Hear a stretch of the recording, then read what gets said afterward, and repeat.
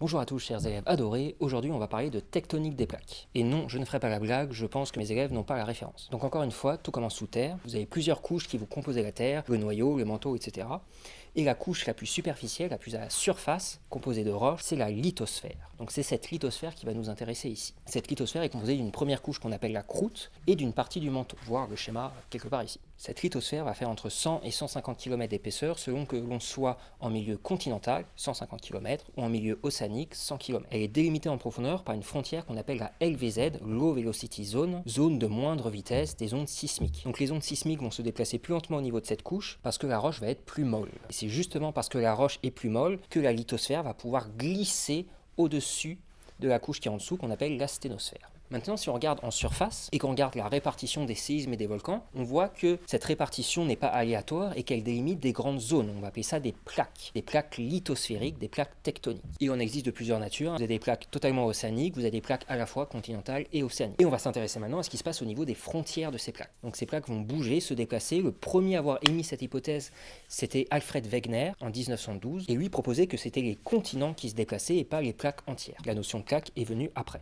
Donc si au niveau d'une plaque continentale, j'ai un mouvement d'écartement, je vais tirer sur ma plaque, elle va s'affiner, elle va finir par casser, et le magma qui est en profondeur va pouvoir remonter, former une chaîne de montagnes volcaniques qu'on appelle une dorsale, et la lave qui va refroidir, le magma qui va refroidir, va petit à petit former la croûte océanique. On appelle ce phénomène l'accrétion océanique. C'est ainsi que se sont formés les océans, notamment l'océan Atlantique, qui a séparé l'Amérique du Nord et du Sud d'un côté, et l'Europe et l'Afrique de l'autre. Nous avons également des zones où les plaques vont se rapprocher. Si j'ai une plaque océanique qui va rencontrer une plaque continentale, je vais avoir la plaque océanique qui est plus lourde, plus dense, qui va plonger en profondeur dans la sténosphère. Ce mécanisme est appelé la subduction. Et c'est à l'origine de la formation des fosses océaniques, notamment la fosse des Mariannes, la fosse la plus profonde du monde, avec près de 11 km de profondeur. Je vous mets sa profondeur exacte quelque part ici.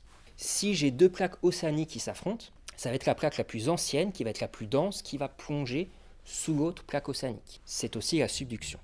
Et associé à la subduction, on va avoir la formation de chaînes de volcans au-dessus de cette limite de plaque. C'est ce qui est à l'origine notamment de la ceinture de feu tout autour de l'océan Pacifique. Donc l'océan Pacifique actuellement est en train de disparaître, il se rapetit. Et enfin, lorsque nous avons deux plaques continentales qui s'affrontent, là les deux vont avoir des densités équivalentes, elles ne vont pas plonger dans la sténosphère. Ce qui va se passer, c'est comme si je percutais deux camions entre eux, je vais former de la tôle froissée. Donc lorsque deux plaques continentales s'affrontent, paf, Ça fait des chocs à pic. ça fait des chaînes de montagnes. Ça fait des chaînes de montagnes, c'est assez simple à comprendre. Si par exemple je prends ici, on va dire que c'est deux plaques collées, deux plaques continentales. Si je vais rapprocher les deux extrémités, vous voyez bien que pour compenser la perte de dimension en largeur, forcément, j'ai une croissance en hauteur et en profondeur, et ça forme des montagnes. Donc c'est tout pour aujourd'hui, j'ai terminé la partie géologie du programme de 4e. Il me reste à voir le système nerveux et le système hormonal pour que mes élèves de 4e aient tout rattrapé. Et peut-être qu'à l'avenir, si j'ai le temps, je ferai plus régulièrement des petites vidéos comme ça qui résument le cours pour aider les élèves à réviser. Je vous dis à la prochaine, tchuss.